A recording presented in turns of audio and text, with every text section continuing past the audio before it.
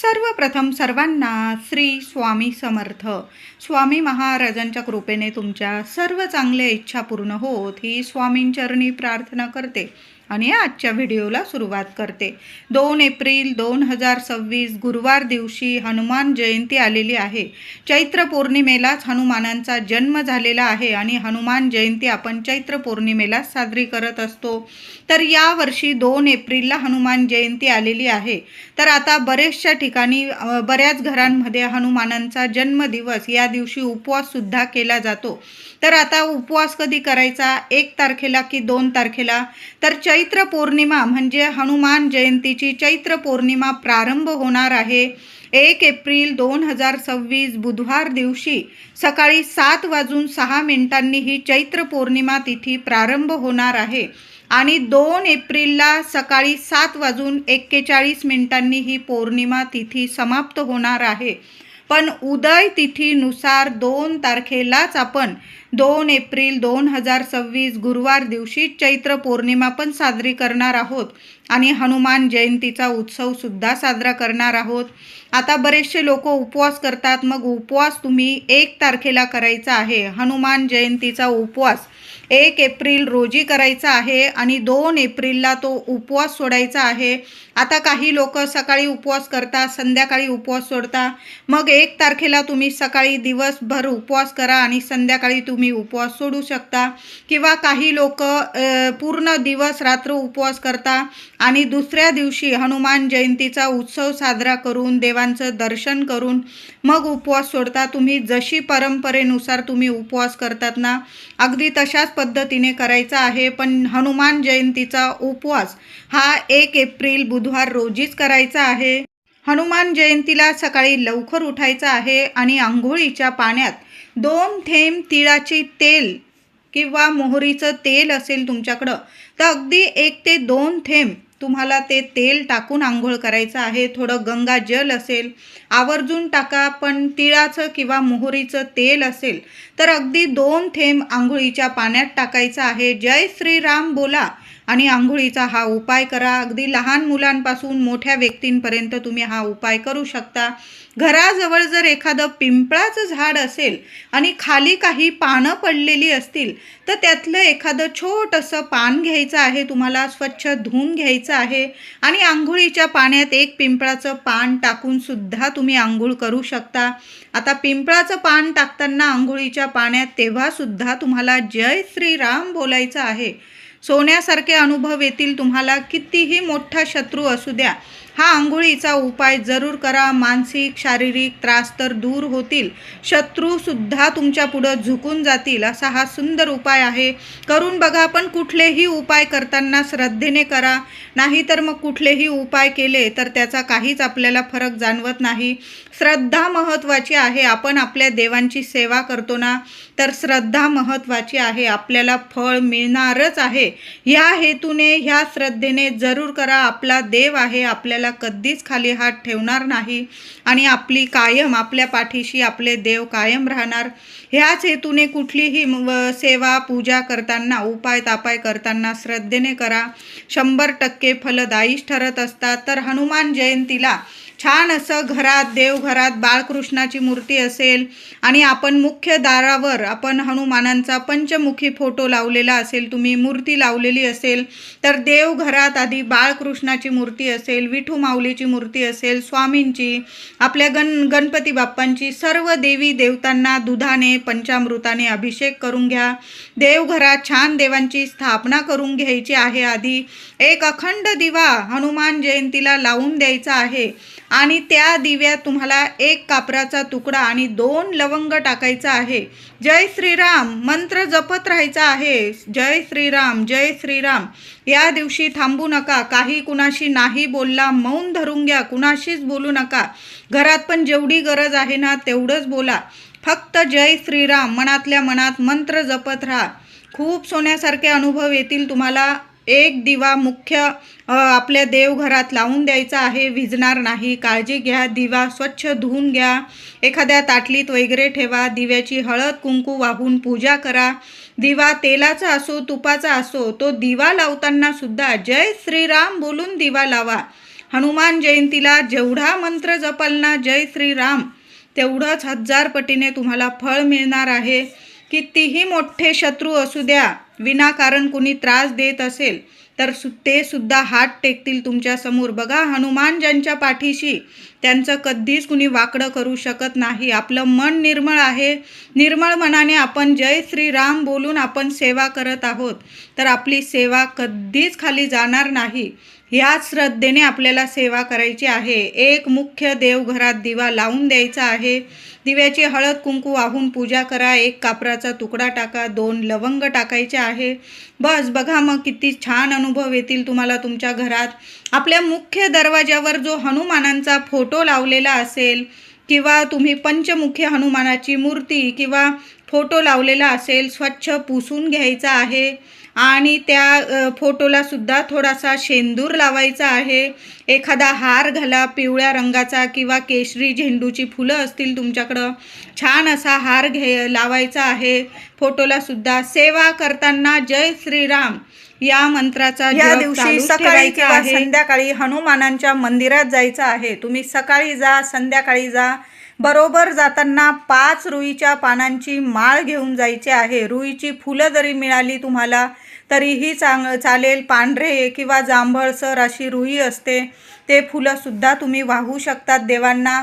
तर 5 रुईच्या पानांची माळ, तुम्हाला जर घरी असेल तुमच्या घराजवळ कुठं रुईचं झाड, त्याची 5 पानं मिळाली तर प्रत्येक पानावर तुम्हाला अष्टगंध असेल किंवा शेंदूर असेल तुमच्याकडं, तर जय श्रीराम किंवा फक्त राम राम राम असं जरी लिहिलं तुम्ही तरीही चालेल.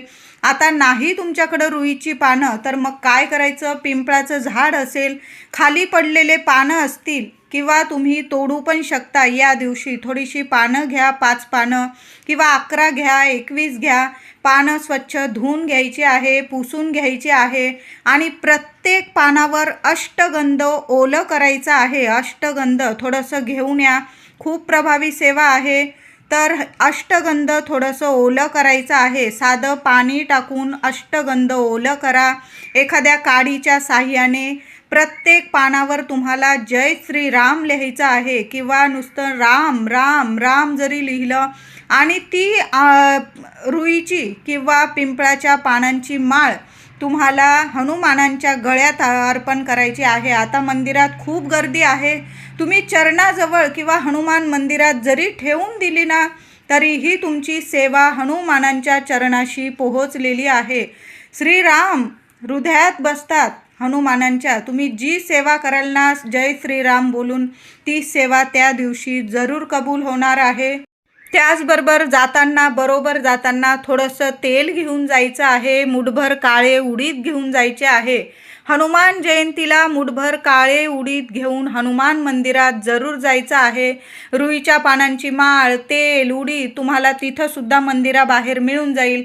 नाही तर तुम्ही घरून जरी तयारी करून घेऊन गेला, कारण मंदिराबाहेर गर्दी असेल, मोठा दिवस आहे हनुमान जयंतीचा, नाहीच मिळाल्या त्या वस्तू तर आपली सेवा राहून जायला नको. म्हणून घरूनच तयारी करून घेऊन जा. गूळ, फुटाणे, जिलेबी किंवा बुंदीचे लाडू असा नैवेद्य तुम्ही हनुमानांना दाखवायचा आहे. वेगवेगळ्या प्रकारची फळं तुम्हाला हनुमानांना प्रसाद म्हणून घेऊन जायचं आहे. तिथं गेल्यानंतर रुईच्या पानांची माळ किंवा मी तुम्हाला सांगितलं पिंपळाच्या पानांची माळ जय श्रीराम लिहिलेली हनुमानांना जरूर चढवायची आहे. गूळ फुटाण्यांचा किंवा तुम्ही बुंदीचे लाडू, केळी, वेगवेगळे नैवेद्य नेलेले असतील हनुमानांजवळ ठेवायचे आहे. आणि तुम्हाला मुठभर काळे उडीद तुमच्या मनातील इच्छा बोलून उजव्या हातात ते काळे उडीद घ्यायचे आहे आणि ते उडीद तुम्हाला हनुमानांच्या चरणाशी ठेवायचे आहे. काळे उडीद जरूर हनुमानांना चढवायचेच आहे. एखादा कागद वगैरे घेऊन जा किंवा हनुमानांच्या चरणाजवळ जरी तुम्ही काळे उडीद तुमच्या मनातील इच्छा बोलून घ्यायची आहे आणि काळे उडीद जरूर अर्पण करायचे आहे. किंवा हनुमानांवर किंवा मारुती मंदिर असेल तुमच्या घराजवळ, तिथं तेल चढवता, तेलाबरोबर काळे उडीदसुद्धा चढवले जातात. तुम्ही तशा पद्धतीने सेवा करू शकतात, पण काळे उडीद जरूर चढवा. जास्त नसतील, किमान 5-11 काळे उडीद तर असतील तुमच्याकडं, काळे उडीदच चढवायचे आहे. उडदाची डाळ नाही, अखंड काळे उडीद घ्यायचे आहे. मिळून जातील तुम्हाला किराणा स्टोअर्समध्ये. ते काळे उडीद घ्यायचे, तुमच्या मनातील इच्छा बोलायची. तुम्हाला कोणी विनाकारण त्रास देत असेल तर ते बोलून घ्यायचं आहे आणि काळे उडीद चढवायचं आहे. थोडंसं तेल अर्पण करा. आता तेल नाही तिथं अर्पण करू दिलं, मुख्य दिवा असतो हनुमान मंदिरात, एक दिवा प्रत्येक मंदिरात असतो, मोठा दिवा. त्यात जरी थोडं तेल तुम्ही वाढवून आला, त्यामुळे जास्तीत जास्त तो दिवा चालेल आणि त्याचं सुद्धा आपल्याला फळ मिळणार आहे. अशा साध्या सोप्या पद्धतीने हनुमान मंदिरात जाऊन तुम्हाला सेवा करायची आहे आणि बरोबर जाताना एक दिवा सुद्धा बरोबर घेऊन जायचा आहे. तुम्ही कणकेचा बनवा किंवा मातीची पंती घ्या, त्या मातीच्या पंतीत किंवा कणकेचा दिवा बनवा. तुम्हाला जास्त दिवे लावायचे असतील 11, 21 तेवढे सुद्धा तुम्ही कणकेचे छोटे छोटे दिवे बनवू शकतात. कणकेचे दिवे किंवा मातीच्या पंत्या घेऊन तुम्ही मंदिरात जायचं आहे बरोबर जाताना. म्हणूनच मी सांगत आहे की तयारी आदल्याच दिवशी करून ठेवा, म्हणजे मंदिरात जाताना आपल्याला शांततेत सेवा करता येईल. किंवा तुम्हाला कणकेचा एकच दिवा लावायचं तर तुम्ही चौमुखी सुद्धा दिवा कणकेचा लावू शकता.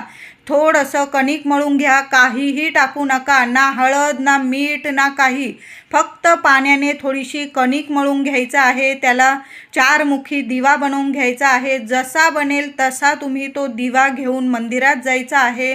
4 दुहेरी वाती टाकायच्या आहे. त्यात जे तेल असेल देवांच्या दिव्यांसाठी, अगदी असं नाही की तिळाचंच पाहिजे, मोहरीचंच पाहिजे, असेल तर आवर्जून तिळाचंच तेल टाका, मोहरीचंच टाका.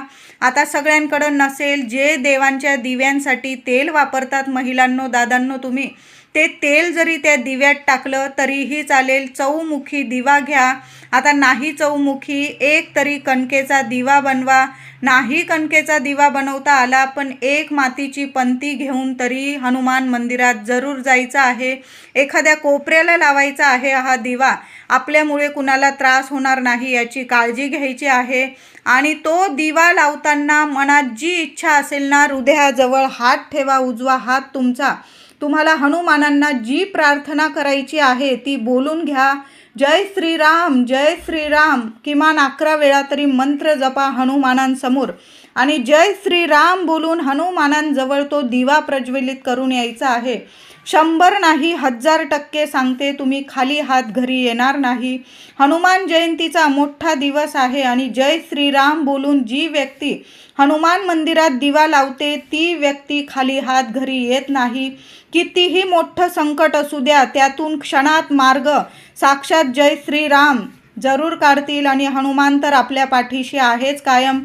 कितीही मोठा शत्रू असू द्या, कुठली बाधा असू द्या, आरोग्य नीट नाही, घरात विनाकारण तुम्हाला खूप त्रास आहे, लक्ष्मी टिकत नाही, तर हा उपाय जरूर सर्वांनी करायचा आहे. लक्ष्मी नारायण तुमच्यावर खूप प्रसन्न होतील.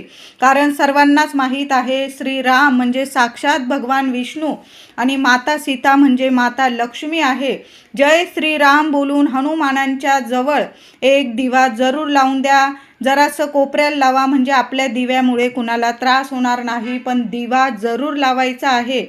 आता तुमच्या घरात ज्या व्यक्तीला त्रास आहे त्या व्यक्तीने जरी तो दिवा प्रज्वलित केला ना, सोन्याहून पिवळं, किंवा आई वडिलांनी सुद्धा ही सेवा करू शकता. किंवा महिलांना त्रास आहे, दादांनी सेवा करा.